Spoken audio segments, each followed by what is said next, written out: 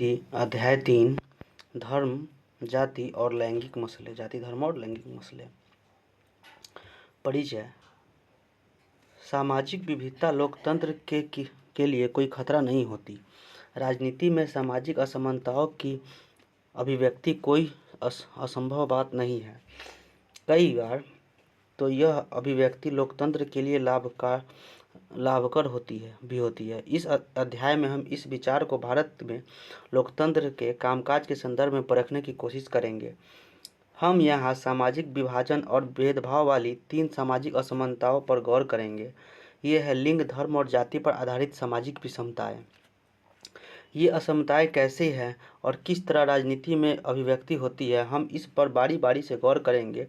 फिर हम ये देखने की कोशिश करेंगे कि इन असमानताओं पर आधारित अलग अलग अभिव्यक्ति लोकतंत्र के लिए लाभकर है या नुकसानदेह।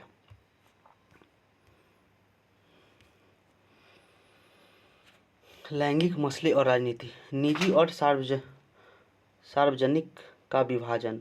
लड़के और लड़कियों के पालन पोषण के क्रम में यह मान्यता उसके मन में बैठा दी जाती है कि औरतों की मुख्य जिम्मेदारी गृहस्थी चलाना और बच्चों का पालन पोषण करना की है। यह चीज़ अधिकतर परिवारों के श्रम के लैंगिक विभाजन से झलकती है। औरतों के घर के अंदर का सारा काम काज जैसे खाना बनाना, सफाई करना, कपड़े धोना और बच्चों की देखभाल करना आदि करती है, जबकि मर्द घर के बाहर का काम करते हैं। ऐसा नहीं है कि मर्द ये सारे काम नहीं कर सकते। दरअसल वे सोचते हैं कि ऐसे कामों को करना औरतों की जिम्मे है। पर जब सिलाई कटाई के से लेकर इन्हीं सारे कामों के लिए पैसे मिलते हैं तो मर्द खुशी खुशी यह काम घर के बाहर करते हैं। अधिकांश दर्जी या होटल में रसोई पुरुष ही होते हैं। इसी प्रकार औरतें घर के बाहर का काम न करती है हो ऐसा भी नहीं है। गाँव में स्त्रियां पानी और जलावन जुटाने के लिए खेत में खटने तक का काम करती है। शहरों में भी यह देखते हैं कि कोई गरीब स्त्री किसी मध्यम वर्गीय परिवार में नौकरानी का काम कर रही है और मध्यम वर्गीय स्त्री का काम करने के लिए दफ्तर जा रही है। सच्चाई यह है कि अधिकतर महिलाएं अपने घरेलू काम के अतिरिक्त अपनी आमदनी के लिए कुछ न कुछ काम करती है, लेकिन उनके काम को ज़्यादा मूल्यवान नहीं माना जाता और उन्हें दिन रात काम करके भी उनका श्रेय नहीं मिलता।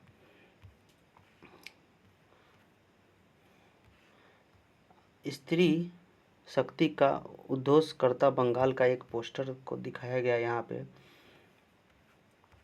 श्रम और लैंगिक विभाजन क्या होता है? काम के बंटवारे का तरीका जिसमें घर के अंदर के सारे काम परिवार की औरतें करती हैं या अपनी देखरेख में घरेलू नौकरों नौकरानियों से कराती है। आइए अपनी बात की शुरुआत हम लैंगिक असमानता से करें। सामाजिक असमानता का यह रूप नज़र आता है, लेकिन राजनीति के अध्ययन में शायद ही इस बात की पहचान की जाती है। लैंगिक असमानता को स्वाभाविक कहे जाने की प्रकृति और अपरिवर्तनीय मान लिया जाता है, लेकिन लैंगिक असमानता का आधार स्त्री और पुरुष की जैविक बनावट नहीं बल्कि इन दोनों के बारे में प्रचलित रूढ़ि छवियों और तयशुदा सामाजिक भूमिकाएं हैं। राजनीतिक विज्ञान की इस किताब में हम घरेलू कामकाज की चर्चा क्यों कर रहे हैं? क्या यह राजनीति है? क्यों नहीं? अगर राजनीति का मतलब सत्ता है तो परिवार में पुरुष की प्रधानता को भी राजनीतिक मानना चाहिए। श्रम के इस तरह के विभाजन का नतीजा यह हुआ कि औरत तो घर की चारदीवारी में सिमट के रह गई और बाहर का सार्वजनिक जीवन पुरुषों के कब्जे में आ गया। मनुष्य जाति की आबादी में औरतों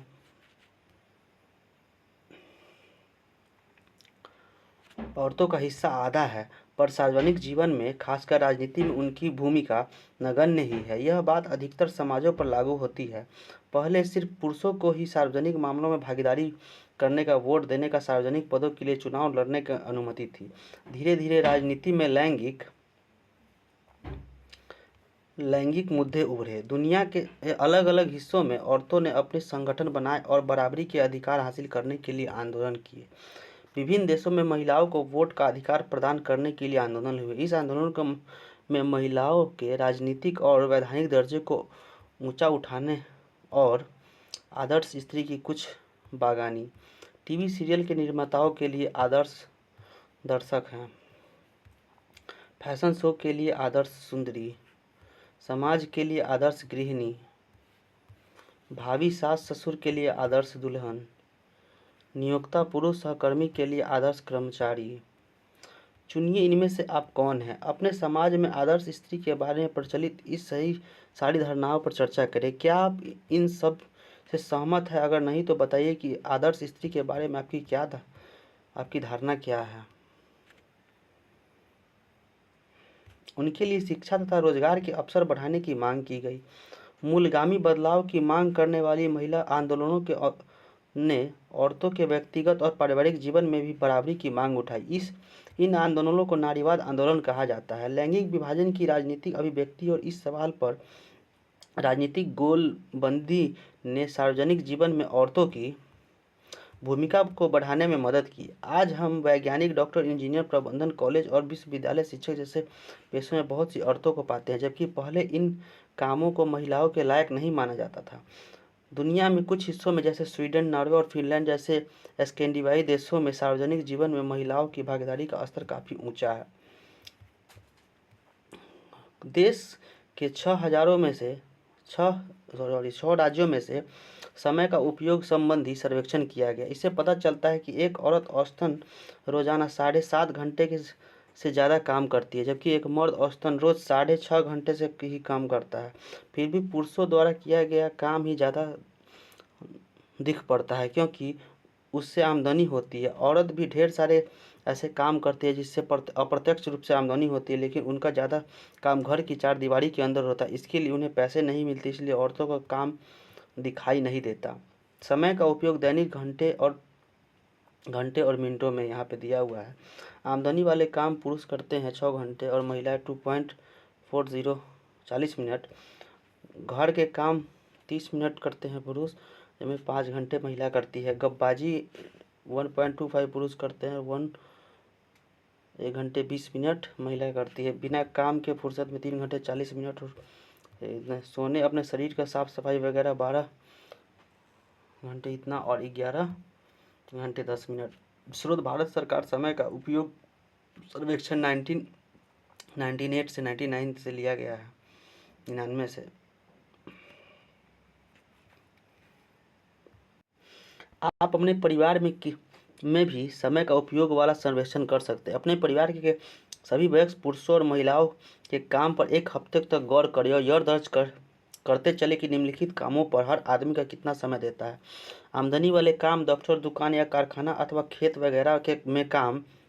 घरेलू काम है खाना बनाना, झाड़ू पोछा, बर्तन धोना, कपड़े धोना, पानी लाना, बच्चों और बूढ़ों की देखभाल करना वगैरह।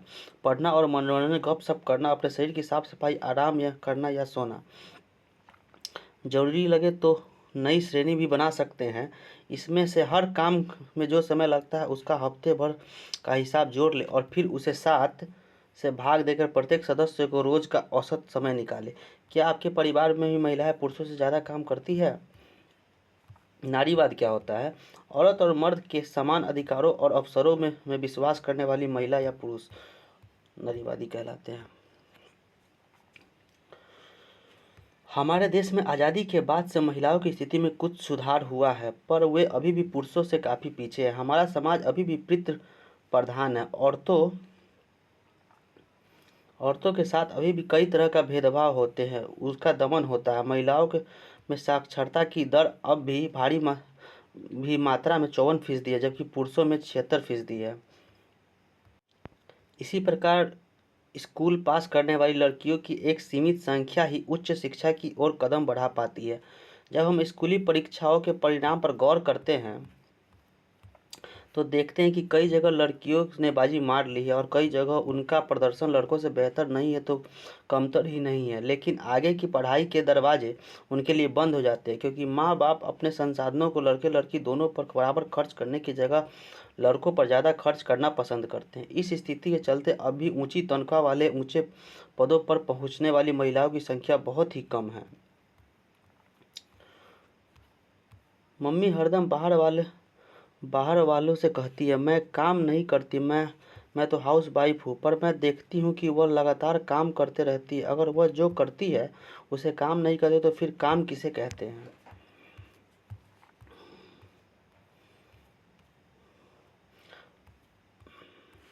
पितृ प्रधान क्या होता है? इसका शाब्दिक अर्थ होता है पिता का शासन, पर इस पद का प्रयोग महिलाओं की तुलना में पुरुषों से ज़्यादा महत्व, ज़्यादा शक्तिशाली देने वाली व्यवस्था के लिए भी किया जाता है। क्या आप इस मानचित्र में अपने राज्य को पहचान सकते हैं? इस जिले में स्त्री पुरुष का अनुपात कितना है? आप इस अनुपात को अलग रंग से अंकित जिलों से कितना कम और ज़्यादा पाते हैं? उस राज्य की पहचान कर इसमें बाल लिंग अनुपात 900 से कम है। अगले पृष्ठ पर दिए गए पोस्टर से इस नक्शे की तुलना करें। ये दोनों किस तरह हमें एक मुद्दे के बारे में अलग अलग ढंग से बताते हैं। यहाँ पे स्रोत 2011 की जनगणना का ये रिपोर्ट दिया हुआ है। 951 से अधिक है अनुपात दिया हुआ है,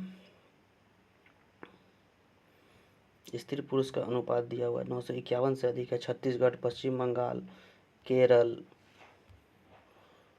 असम, मिजोरम, अरुणाचल प्रदेश, पश्चिम बंगाल हो गया ये सब, और 926 से 950 के बीच है जो ग्रीन कलर से तमिलनाडु, कर्नाटक, आंध्र प्रदेश, उड़ीसा, बिहार, झारखंड, मणिपुर, नागालैंड। और सबसे कम 875 से भी कम है, उसका ही दर्शाया गया है श्रीलंका, नेपाल, भूटान, बांग्लादेश। पंजाब, हरियाणा में सबसे कम है, जम्मू कश्मीर। और 876 से 900 के बीच को दर्शाया गया इस कलर से महाराष्ट्र, गुजरात, राजस्थान, उत्तर प्रदेश, ये सब।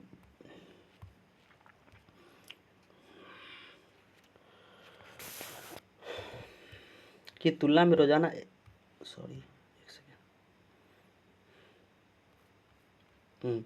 भारत में औसतन एक स्त्री एक पुरुष की तुलना में रोजाना 1 घंटा ज़्यादा काम करती है, पर उसको ज़्यादातर काम के लिए पैसे नहीं मिलते, इसलिए अक्सर उसके काम को मूल्यवान नहीं माना जाता। समान मजदूरी से संबंधित अधिनियमों में कहा गया है कि समान काम के लिए समान मजदूरी दी जाएगी। बहरहाल काम के हर क्षेत्र में, यानी खेल कूद की दुनिया से लेकर सिनेमा के संसार तक, कल कारखानों से लेकर खेत खलिहानों तक, महिलाओं को पुरुषों की तुलना में कम मजदूरी मिलती है, भले ही दोनों ने समान काम किया हो। भारत के अनेक हिस्सों में माँ बाप को सिर्फ लड़के की चाह होती है। लड़की को जन्म लेने से पहले ही खत्म कर देने के तरीके इसी मानसिकता से पनपते हैं। इससे देश का लिंगानुपात प्रति 1000 लड़कों पर लड़कियों की संख्या गिरकर 919 रह गई है। साथ ही लगा नक्शा बताता है कि कई जगहों पर यह अनुपात गिरकर 850 और कहीं कहीं तो 800 से भी नीचे चला गया है। महिलाओं के उत्पीड़न, शोषण और उन पर होने वाली हिंसा की खबरों से हमें रोज पढ़ने को मिलती है।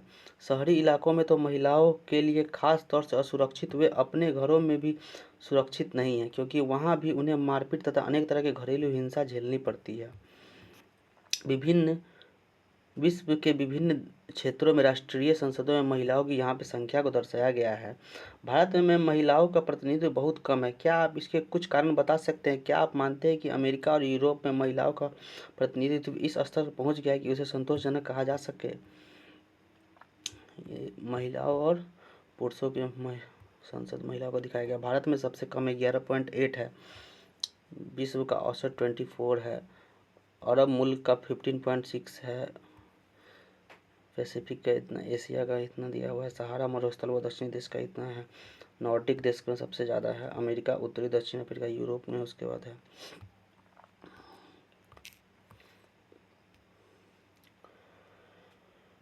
महिलाओं का राजनीतिक प्रतिनिधित्व।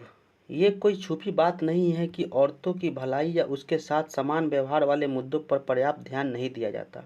इसी के चलते विभिन्न नारीवाद समूह और महिला आंदोलन इस निष्कर्ष पर पहुंचे हैं कि जब तक औरतों का सत्ता पर नियंत्रण नहीं होगा, तब तक इस समस्या का निपटारा नहीं हो सकता। इस लक्ष्य को हासिल करने के एक नया तरीका है, जनता द्वारा चुने गए प्रतिनिधियों में महिलाओं की हिस्सेदारी बढ़ाई जाए। भारत की इस विधायिका में महिला प्रतिनिधियों का अनुपात बहुत ही कम है। जैसे लोकसभा में महिला सांसदों की संख्या पहली बार 2019 में ही 14.36% तक पहुंच सकी। राज्यों की विधानसभाओं में उनका प्रतिनिधित्व 5% से भी कम है। इस मामले में भारत का नंबर दुनिया के देशों में काफ़ी नीचे है। पृष्ठ 44 का बॉक्स को भारत में इस मामले में दक्षिण अफ्रीका और लातिन अमेरिका के कई विशाल देशों से भी पीछे है। कभी कभार कोई महिला प्रधानमंत्री या मुख्यमंत्री कुर्सी तक आ गई है, पर मंत्रिमंडल में पुरुषों का ही वर्चस्व रहा है। इस समस्या को सुलझाने का एक तरीका तो निर्वाचित संस्थाओं में महिलाओं के लिए कानूनी रूप से एक उचित हिस्सा तय कर देना है। भारत में पंचायत राज के अंतर्गत कुछ ऐसे ही व्यवस्था की गई है। स्थानीय सरकारों यानी पंचायतों और नगर पालिकाओं में 1/3 पद पर महिलाओं के लिए आरक्षित कर दिया गया। आज भारत के ग्रामीण और शहरी स्थानीय निकायों में निर्वाचित महिलाओं की संख्या 10 लाख से ज़्यादा है। अगर जातिवाद और संप्रदाय खराब चीज़ है तो नारीवाद क्यों अच्छा है? हम समाज को जाति, धर्म, लिंग के आधार पर बांटने वाली हर बात का विरोध क्यों नहीं करते? महिला संगठन और कार्यकर्ताओं की मांग थी कि लोकसभा और राज्य विधानसभाओं की भी कम से कम 1/3 सीटें महिलाओं के लिए आरक्षित कर देनी चाहिए। संसद में इस आशय का एक विधेयक पेश भी किया गया था, पर कई दशक के बाद लंबित था। 2023 में नारी शक्ति वंदन अधिनियम, महिला आरक्षण अधिनियम 2023 पारित किया गया, जिससे लोकसभा, विधानसभा और दिल्ली विधानसभा में महिलाओं के लिए 33% सीटों का आरक्षण दिया जाएगा। लेकिन विभाजन इस बात की एक मिसाल है कि कुछ खास किस्म के सामाजिक विभाजनों को राजनीतिक रूप से बदल देने की ज़रूरत है।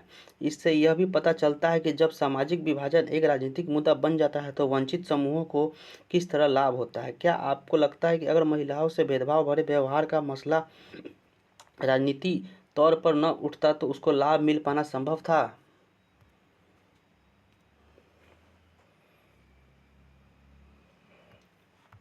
पारिवारिक कानून, विवाह, तलाक, गोद लेना और उत्तराधिकार जैसे परिवारों से जुड़े मसलों में से संबंधित कानून हमारे देश में सभी धर्मों के लिए अलग अलग पारिवारिक कानून हैं। धर्म, सांप्रदायिकता और राजनीति। आइए अब एकदम से किस अलग किस्म के सामाजिक विभाजन की चर्चा करें, यानी धार्मिक अंतरों पर आधारित विभाजन की। यह विभाजन लैंगिक विभाजन जैसे सार्वभौम तो नहीं है, पर विश्व में धार्मिक विभिन्नता आज बड़ी व्यापक हो चली है। भारत समेत अनेक देशों में अलग अलग धर्मों को मानने वाले लोग रहते हैं, पर जैसा कि हमने उत्तरी आयरलैंड के मामले में देखा, अगर लोग एक धर्म को माने लेकिन उनकी पूजा पद्धति और मान्यता अलग अलग हो, तब भी गंभीर मतभेद पैदा हो जाते हैं। लैंगिक विभाजन के विपरीत धार्मिक विभाजन अक्सर राजनीति के मैदान में अभिव्यक्त होता है।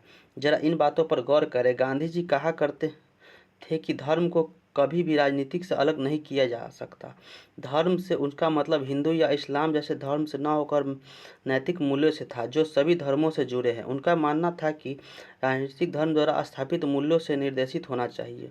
अपने देश में मानव अधिकार समूहों ने मांग की कि सरकार को सांप्रदायिक दंगों को रोकने और धार्मिक अल्पसंख्यकों की रक्षा के लिए विशेष कदम उठाना चाहिए। महिला आंदोलनों का कहना है कि सभी धर्मों में वर्णित पारिवारिक कानून महिलाओं से भेदभाव करते हैं। इस आंदोलन का मांग है कि सरकार को इन कानूनों को समतामूलक बनाने के लिए उनमें बदलाव करने चाहिए।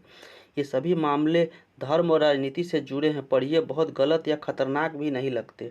विभिन्न धर्मों से निकले विचार, आदर्श और मूल्य राजनीति में एक भूमिका निभा सकते हैं। लोगों को एक धार्मिक समुदाय के तौर पर अपनी जरूरतों, हितों और मांगों को राजनीति में उठाने का अधिकार होना। मैं धार्मिक नहीं हूँ, मुझे सांप्रदायिकता और धर्मनिरपेक्षता की परवाह क्यों करनी चाहिए? जो लोग राजनीतिक सत्ता में हो उन्हें धर्म के कामकाज पर नज़र रखनी चाहिए, और अगर वह किसी के साथ भेदभाव करता है तो किसी के दमन में सहयोगी भूमिका निभाता है तो इसे रोकना चाहिए। अगर शासन सभी धर्मों के साथ समान बर्ताव करता है तो उसके ऐसे कामों को बुराई नहीं है। सांप्रदायिकता समस्या तब शुरू होती है जब धर्म को राष्ट्र का आधार मान लिया जाता है। पिछले अध्याय का उत्तरी आयरलैंड का उदाहरण राष्ट्रवाद में एक ऐसा ही अवधारणा से जुड़े खतरों को दिखाता है। समस्या तब और विकराल हो जाती है जब राजनीतिक धर्म की अभिव्यक्ति एक समुदाय की विशिष्टता के दावों और पक्ष पोषण का रूप लेने लगती है। तब इसके अनुयायी दूसरे धर्मावलंबियों के खिलाफ मोर्चा खोलने लगते हैं। ऐसा तब होता है जब एक धर्म के विचारों को दूसरे से श्रेष्ठ माने जाने लगता है और कोई एक धार्मिक समूह अपनी मांगों को दूसरे समूह के विरोध में खड़ा करने लगता है। इस प्रक्रिया में जब राज्य अपनी सत्ता का इस्तेमाल किसी एक धर्म के पक्ष में करने लगता है तो स्थिति और विकट होने लगती है। राजनीति से धर्म को इस तरह जोड़ना ही सांप्रदायिकता है। सांप्रदायिक राजनीति इस सोच पर आधारित होती है कि धर्म ही सामाजिक समुदाय का निर्माण करती है। इस मान्यता के अनुकूल सोचना सांप्रदायिकता है। इस सोच के अनुसार एक खास धर्म में आस्था रखने वाले लोग ही एक समुदाय के होते हैं।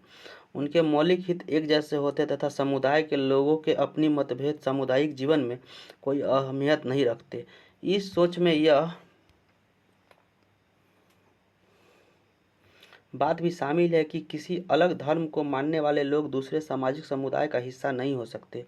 अगर विभिन्न धर्मों के लोगों की सोच में कोई समानता दिखती है तो यह ऊपरी और बेमानी होती है। अलग अलग धर्मों के लोगों के हितों के अलग अलग होंगे ही और उसमें टकराव भी होगा। सांप्रदायिक सोच जब ज़्यादा आगे बढ़ती है तो उसमें यह विचार जुड़ने लगता है कि दूसरे धर्मों के अनुयायी एक ही राष्ट्र में समान नागरिक के तौर पर नहीं रह सकते। इस मानसिकता के अनुसार या तो एक समुदाय के लोगों को ही दूसरे समुदाय के वर्चस्व में रहना होगा या फिर उसे उसके लिए अलग राष्ट्र बनाना होगा। यह मान्यता बुनियादी रूप से गलत है। एक धर्म के लोगों के हित और उसकी आकांक्षा हर मामले में एक जैसी हो यह संभव नहीं है। हर व्यक्ति कई तरह की भूमिका निभाता है, उसकी हैसियत और पहचान अलग अलग होती है। हर समुदाय में तरह तरह के विचार के लोग होते हैं। इन सभी को अपनी बात कहने का अधिकार है। इसलिए एक धर्म से जुड़े सभी लोगों को किसी गैर धार्मिक संदर्भ में एक करके देखना उस समुदाय की विभिन्न आवाज़ों को दबाना है। सांप्रदायिकता राजनीति के में अनेक रूप धारण कर सकती है। सांप्रदायिकता में सबसे आम अभिव्यक्ति दैनंदिन जीवन में ही दिखती है। इसमें धार्मिक पूर्वाग्रह, धार्मिक समुदाय के बारे में बनाई धारणाएं और एक धर्म को दूसरे धर्म से श्रेष्ठ मानने की मान्यताएं शामिल है।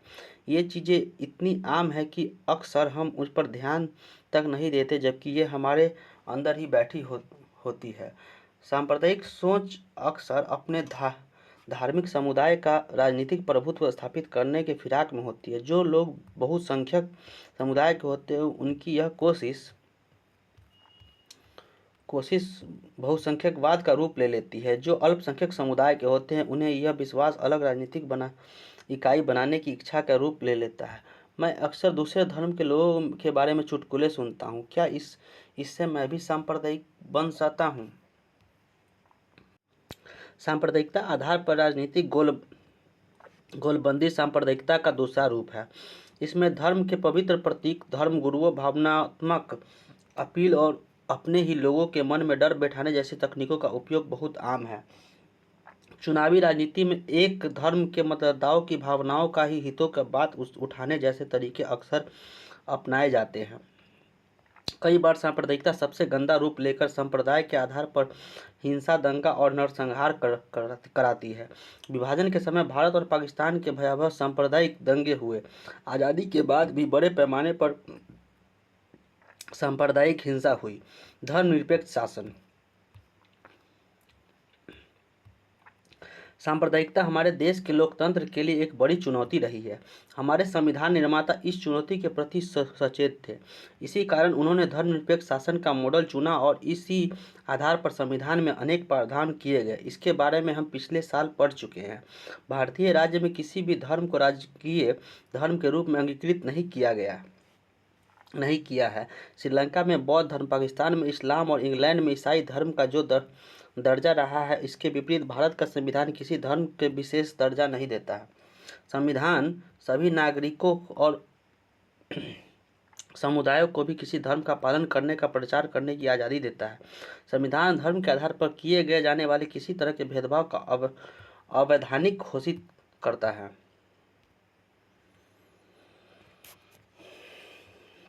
इसके साथ ही संविधान धार्मिक समुदायों में समानता सुनिश्चित करने के लिए शासन को धार्मिक मामलों में दखल देने का अधिकार देता है, जैसे यह छुआछूत की इजाज़त नहीं देता। इस हिसाब से देखें तो धर्म निरपेक्षता कुछ पार्टियों की व्यक्तियों की एक विचारधारा भर नहीं है, यह विचार हमारे संविधान की बुनियाद है। सांप्रदायिकता भारत में सिर्फ कुछ लोगों के लिए ही खतरा नहीं है, यह भारत की बुनियादी अवधारणाओं के लिए एक चुनौती है, एक खतरा है। हमारी तरह का धर्मनिरपेक्ष संविधान जरूरी चीज़ पर ही अकेले इसी के बूते सांप्रदायिकता का मुकाबला नहीं किया जा सकता। हमें अपने दैनंदिन जीवन में सांप्रदायिक पूर्वाग्रहों और दुष्प्रचारों का मुकाबला करना होगा तथा धर्म पर आधारित गोलबंदी का मुकाबला राजनीति के दायरे में करने की जरूरत है। जाति और राजनीति। हमारे राजनीति में सामाजिक विभाजन की दो अभिव्यक्तियाँ देखी। इसमें एक मोटे तौर पर सकारात्मक और लाभदायक है तो दूसरी नकारात्मक और नुकसानदेह। आइए अब हम अंतिम मुख्य विभाजन यानी जाति और राजनीति की चर्चा करें। इसके सकारात्मक और नकारात्मक दोनों ही पक्ष हैं। जातिगत असमानताएं। लिंग और धर्म पर आधारित विभाजन तो दुनिया भर में है, पर जाति पर आधारित विभाजन सिर्फ भारतीय समाज में ही देखने को मिलता है। वर्ण व्यवस्था क्या होती है? जाति समूह का पदानुक्रम जिसमें एक जाति के लोग हर हाल में सामाजिक पायदान में सबसे ऊपर रहेंगे तो किसी अन्य जाति समूह के लोग क्रमागत रूप से उसके नीचे। सभी समाजों में कुछ सामाजिक असमानताएं और एक तरह का श्रम विभाजन मौजूद होता है। अधिकतर समाजों में पेशा परिवार की एक पीढ़ी से दूसरी पीढ़ी में जाता है, लेकिन जाति व्यवस्था इसका एक अतिवादी और अस्थायी रूप है। अन्य समाजों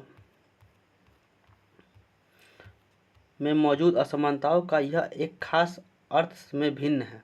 इसमें पेशा में आनुवंशिक विभाजन को रीति रिवाजों की मान्यता प्राप्त है। एक जाति समूह के लोग या मिलते जुलते पेशों के तो होते ही हैं, साथ ही उन्हें एक अलग सामाजिक समुदाय के रूप में भी देखा जाता है। उनमें आपस में ही बेटी रोटी अर्थात शादी और खानपान का संबंध रहता है।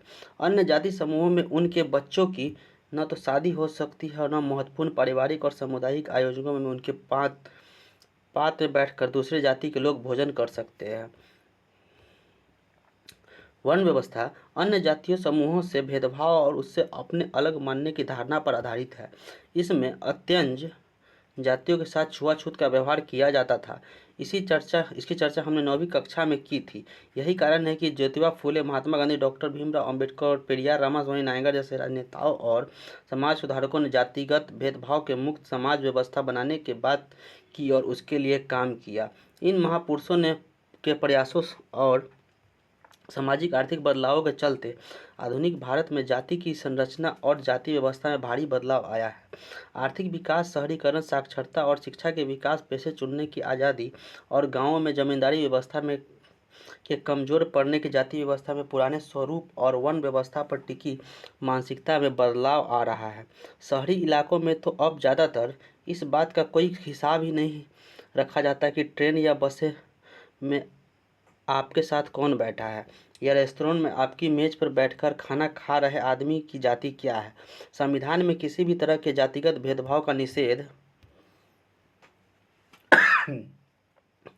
किया गया है। संविधान के जाति व्यवस्था में पैदा हुए अन्याय को समाप्त करने वाली नीतियों का आधार तय किया गया। अगर 100 साल पहले कोई व्यक्ति एक बार फिर भारत लौटकर आए तो यहाँ हुए बदलाव को देखकर हैरान रह जाएगा। बहरहाल समकालीन भारत से जाति प्रथा विदा नहीं हुई है। जाति व्यवस्था के कुछ पुराने पहलू अभी बरकरार है। अभी भी ज़्यादातर लोग अपनी जाति या कबीले में ही शादी करते हैं। स्पष्ट संवैधानिक प्रावधान के बावजूद छुआछूत की प्रथा अभी पूरी तरह समाप्त नहीं हुई है। जाति व्यवस्था के अंतर्गत सदियों के कुछ समूहों के लाभ की स्थिति में कुछ समूहों को दबाकर रखा गया है।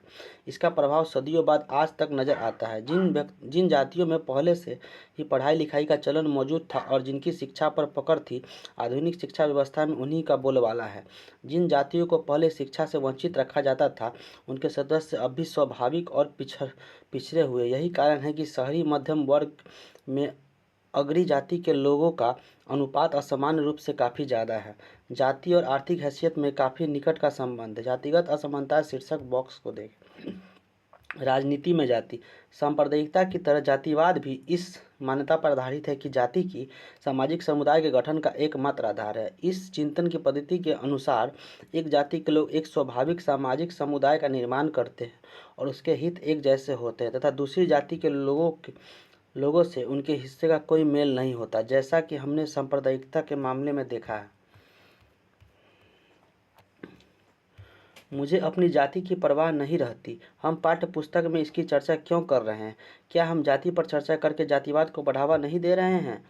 अब तुम्हें यह पसंद नहीं आ रहा है क्या तुम्ही ने नहीं कहा था कि जहाँ भी प्रभुत्व या वर्चस्व की बात आए तो हमें राजनीतिक विज्ञान में उसकी चर्चा करनी चाहिए? क्या हमारे चुप रहने से जाति व्यवस्था समाप्त हो जाएगी? यह मान्यता हमारे अनुभव से पुष्ट नहीं होती। हमारे अनुभव बताते हैं कि जाति हमारे जीवन का एक पहलू है, लेकिन यही एकमात्र सबसे ज़्यादा महत्वपूर्ण पहलू नहीं है। राजनीति में जाति अनेक रूप ले सकती है।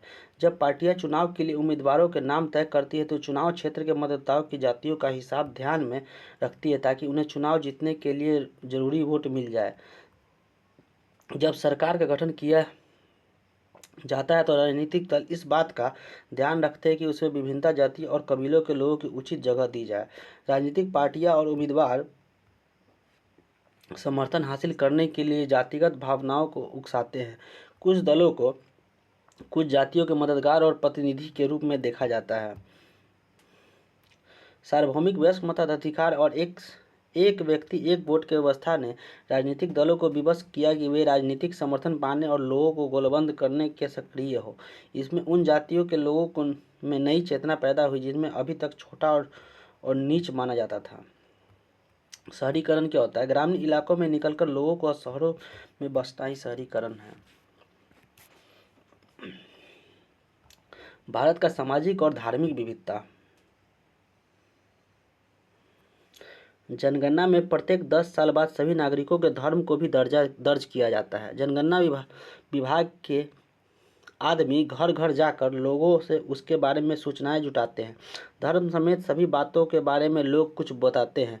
ठीक वैसे ही फार्म में दर्ज किया जाता है। अगर कोई कहता है कि वह नास्तिक है या किसी धर्म को नहीं मानता तो फॉर्म में भी वैसे ही दर्ज किया जाता है। इस कारण देश में विभिन्न धर्मों का मानने वाले लोगों की संख्या और उससे अनुपात में आए किसी बदलाव के बारे में हमारे पास विश्वसनीय सूचनाएं हैं।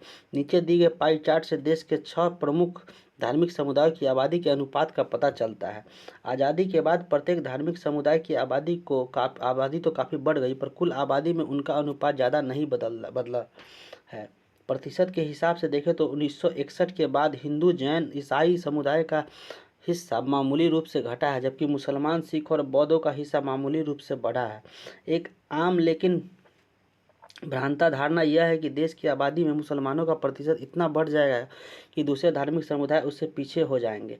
प्रधानमंत्री द्वारा नियुक्त उच्च स्तरीय समिति, इसके सच्चर समिति के नाम से जाना गया, कि आकलन से स्पष्ट होता है कि मुस्लिम आबादी का अनुपात थोड़ा जरूर बढ़ेगा, लेकिन अगले 50 सालों तक यह बढ़वार 3 से 4% तक ही रहेगी। इससे साबित होता है कि एक व्यापक फलक पर विभिन्न धार्मिक समुदाय के अनुपात में कोई बड़ा उलटफेर नहीं होने वाला है।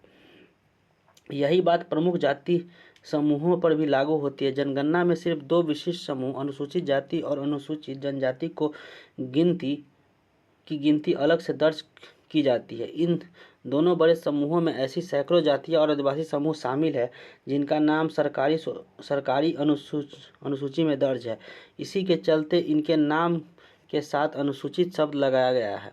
अनुसूचित जातियों में, जिन्हें आम तौर पर दलित कहा जाता है, सामान्यतः वे हिंदू जाति आती है, जिन्हें हिंदू सामाजिक व्यवस्था में अछूत माना जाता है। इन जातियों के साथ भेदभाव किया जाता है और इन्हें तिरस्कार की दृष्टि से देखा जाता है। अनुसूचित जनजातियों में, जिन्हें आमतौर पर आदिवासी कहा जाता है, वे समुदाय शामिल है जो अमूमन पहाड़ी और जंगली इलाकों में रहते हैं और जिनका बाकी समाज में ज़्यादा मेल जोल नहीं था। 2011 में देश की आबादी में अनुसूचित जातियों का हिस्सा 16.6% और अनुसूचित जनजातियों का हिस्सा 8.6% था। जनगणना में अभी तक अन्य पिछड़ी जातियों की गिनती नहीं की जाती है। इनकी चर्चा हमने 9वीं कक्षा में की थी। पूरे देश में इनकी आबादी कितना है, इस बात को लेकर कोई एक स्पष्ट अनुमान नहीं है। राष्ट्रीय नमूना सर्वेक्षण 2004-05 का अनुमान है कि इसकी आबादी करीब 41% है। इस प्रकार मूल की आबादी में अनुसूचित जाति, अनुसूचित जनजाति और अन्य पिछड़ी जातियों का हिस्सा लगभग 2/3 तथा हिंदुओं की आबादी का लगभग 3/4 है। भारत में विभिन्न धार्मिक समुदायों की आबादी को 2011 के अनुसार यहाँ पे दर्शाया गया है। यहाँ पे स्रोत 2011 की जनगणना के अनुसार सिख 1.7% है, ईसाई 2.3% है, मुसलमान 14.2% है, हिंदू 79.8% है।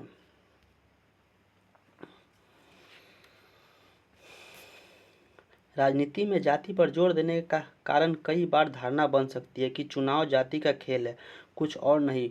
यह बात सच नहीं है। जरा इन चीज़ों पर गौर कीजिए। देश के किसी भी एक संसदीय चुनाव के क्षेत्र में किसी एक जाति के लोगों का बहुमत नहीं, इसलिए हर पार्टी और उम्मीदवार को चुनाव जीतने के लिए एक जाति और एक समुदाय से ज़्यादा लोगों पर भरोसा हासिल करना पड़ता है। कोई भी पार्टी किसी एक जाति या समुदाय से सभी लोगों का वोट हासिल कर सकती है, जबकि लोग किसी जाति विशेष को किसी एक पार्टी का वोट बैंक कहते हैं, तो इसका मतलब यह है कि उस जाति के ज़्यादातर लोग उसी पार्टी को वोट देते हैं। अगर किसी चुनाव क्षेत्र में एक जाति के लोगों का प्रभुत्व माना जा रहा हो, तो अनेक पार्टियों को उसी जाति का उम्मीदवार खड़ा करने का कोई रोक नहीं सकता। ऐसे में कुछ मतदाताओं के सामने उनकी जाति के एक से ज़्यादा उम्मीदवार होते हैं। किसी किसी जाति के मतदाताओं के सामने उनकी जाति का एक भी उम्मीदवार नहीं होता। हमारे देश में सत्तारूढ़ दल, वर्तमान सांसदों और विधायकों का अक्सर हार का सामना करना पड़ता है। अगर जातियों और समुदायों की राजनीतिक पसंद एक ही होती है तो संभव नहीं हो पाता। स्पष्ट है कि चुनाव में जाति की भूमिका महत्वपूर्ण होती है, किंतु दूसरे कारक भी इतने ही असरदार होते हैं। मतदाता अपनी जातियों से जितना जुड़ाव रखते हैं, अक्सर उससे ज़्यादा गहरा जुड़ाव राजनीतिक दलों से रखते हैं। एक जाति का समुदाय के भीतर भी अमीर और गरीब लोगों के हित अलग अलग होते हैं। एक ही समुदाय के अमीर और गरीब लोग अक्सर अलग अलग पार्टियों को वोट देते हैं। सरकार के कामकाज के बारे में लोगों की राय और नेताओं की लोकप्रियता का चुनाव पर अक्सर निर्णायक असर होता है। जाति के अंदर राजनीति। अभी तक हमने इन चीज़ों पर गौर किया है कि राजनीति में जाति की क्या भूमिका होती है। इसका यह मतलब नहीं है कि जाति और राजनीति के बीच सिर्फ एक तरफा संबंध होता है। राजनीति भी जातियों की राजनीति के अखाड़े में लाकर जाति व्यवस्था और जातिगत पहचान को प्रभावित करती है। इस तरह सिर्फ राजनीति ही जातिग्रस्त नहीं होती है, जाति की राजनीति ग्रस्त हो जाती है। यह चीज़ अनेक रूप लेती है। हर जाति खुद को बड़ा बनाना चाहती है, सो पहले वह अपने समूह से जिन उपजातियों को छोटा या नीचा बताकर अपने से बाहर रखना चाहती है, अब उन्हें अपने साथ लाने की कोशिश करती है। चूँकि एक जाति अपने दम पर सत्ता का कब्जा नहीं कर सकती, इसलिए वह ज़्यादा राजनीतिक ताकत पाने के लिए दूसरे जातियों। क्या आपको यह बात ठीक लगती है कि राजनेता किसी जाति के लोगों को अपने वोट बैंक के रूप में देखे?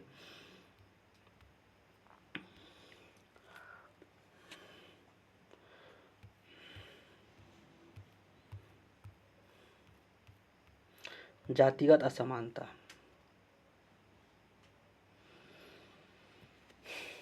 आर्थिक असमानता का एक महत्वपूर्ण आधार जाति भी है, क्योंकि इसमें विभिन्न संसाधनों तक लोगों की पहुंच निर्धारित है। उदाहरण के लिए, पहले अछूत कही जाने वाली जातियों के लोगों को जमीन रखने का अधिकार नहीं था, जबकि कथित द्विज जातियों को शिक्षा पाने का अधिकार था। आज जाति पर आधारित इस किस्म की औपचारिक और प्रकट असमानताएं तो गैर कानूनी हो गई है, पर सदियों से जिस व्यवस्था ने कुछ समूहों का लाभ या घाटे की स्थिति बनाए रखा है, उनका संचित असर अब भी महसूस किया जा सकता है। इतना ही नहीं, इस बीच नई तरह की असमानताएं भी उभरी है।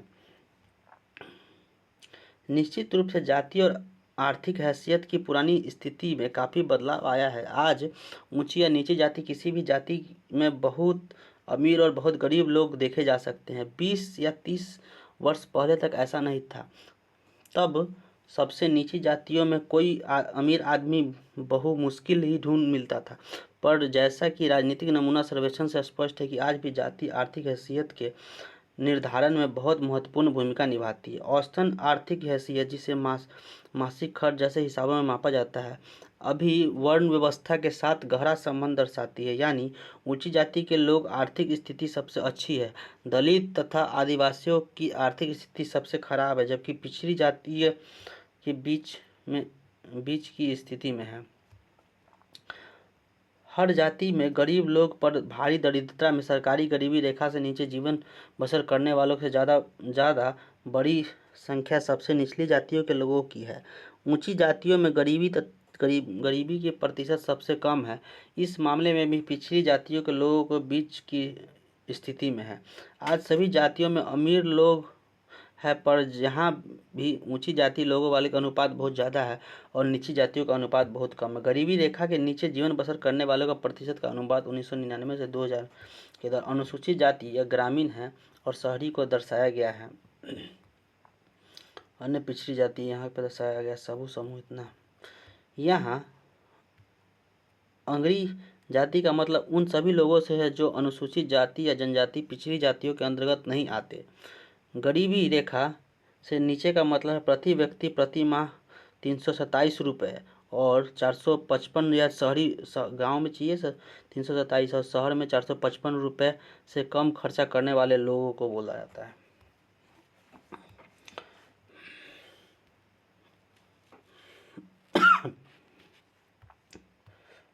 राजनीतिक ताकत पाने के लिए दूसरी जातियों या समुदायों को साथ लेने की कोशिश करती है। इस तरह उनके बीच संवाद और मोलतोल होता है। राजनीति में नए किस्म की जातिगत गोलबंदी भी हुई है, जैसे अंगरा और पिछड़ा। इस प्रकार जाति राजनीति में कई तरह की भूमिकाएं निभाती है और एक तरह से यही चीज़ें दुनिया भर राजनीति में चलती है। दुनिया भर में राजनीतिक पार्टी वोट पाने के लिए सामाजिक समूहों और समुदायों को गोलबंद करने का प्रयास करती है। कुछ खास स्थितियों में राजनीति में जातिगत विभिन्नताएं और असमानताएं वंचित और कमजोर समुदायों के लिए अपनी बातें आगे बढ़ाने और सत्ता में अपनी हिस्सेदारी मांगने की गुजारिश भी पैदा करती है। इस अर्थ में जातिगत राजनीति में दलित और पिछड़ी जातियों के लोगों के लिए सत्ता तक पहुंचने तथा निर्णय प्रक्रिया को बेहतर ढंग से प्रभावित करने की स्थिति भी पैदा की है।